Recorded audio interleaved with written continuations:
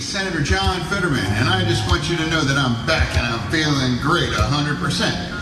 And during my time during the hospital, the fringies really came up with a conspiracy that I have a body double. And I just want you to know that is just crazy. That's not true. And dude, John, what event am I supposed to be doing this afternoon? Dude, really?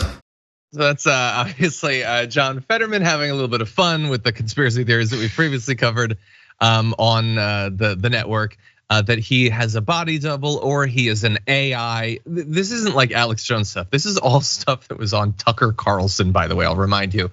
But thankfully he has returned to the Senate after receiving treatment for clinical depression at Walter Reed National Military Medical Center. He had begun inpatient treatment back in February and was discharged at the end of March. He said, I want everyone to know that depression is treatable and treatment works. This isn't about politics. Right now, there are people who are suffering with depression in red counties and blue counties. If you need help, please get help.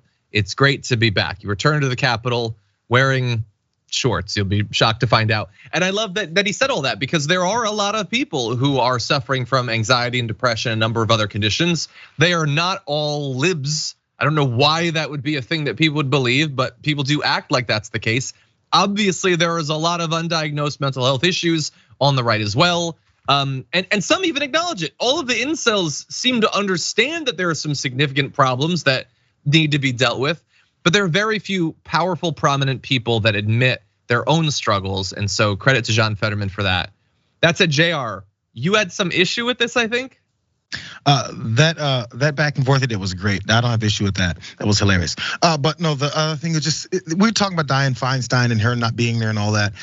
Not that he shouldn't, but if it comes to the point and he's dealing with medical issues and these are serious things as he's pointed out, but the point of electing John Fetterman is because he has great ideas, he has good energy, he has ways he can talk to folks, and maybe he can talk about sway the debate and get things passed that people that wanted him to be there.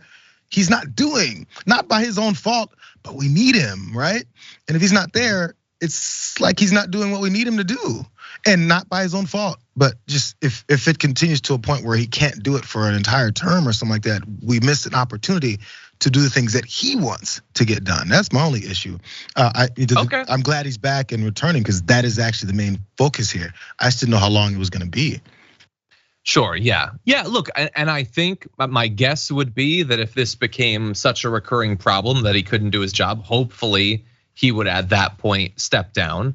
But I think that even in not being there, it does put a focus on something that rarely gets talked about. And so I think there's potentially help to that too. And he went for the time that he felt he needed. He came back now. We'll evaluate as we're going forward. But I understand what you're saying. He'll be good. He'll be good. I'm glad he's back. For more political news breakdowns, interviews, stories of activism, and me trying my hardest to care about the occasional big celebrity news story, subscribe to our YouTube channel at youtube.com/thedamagereport. And you can ring the bell wherever it is so you don't miss anything.